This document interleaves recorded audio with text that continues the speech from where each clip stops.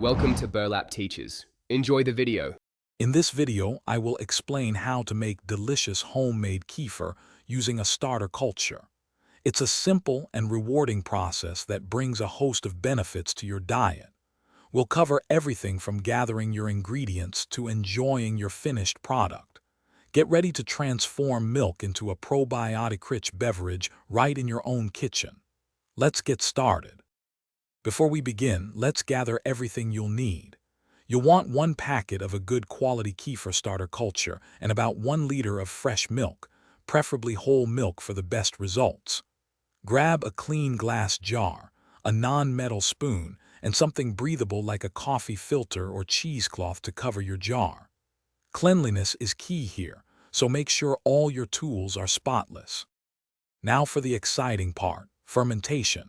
Pour your milk into the clean glass jar. Carefully add the entire packet of kefir starter culture to the milk.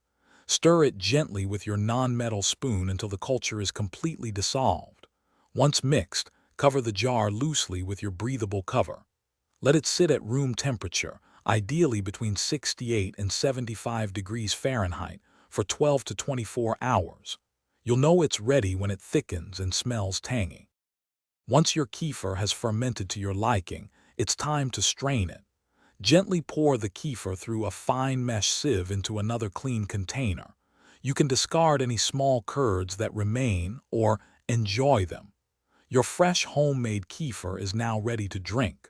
Store it in the refrigerator, where it will stay fresh for up to 7 days. Remember to check the description below for a link to the Shark AI Ultra Robot Vacuum and other great deals to help keep your home sparkling clean. Enjoy your delicious, probiotic-rich beverage. Thanks for watching. Consider subscribing if this video helped you.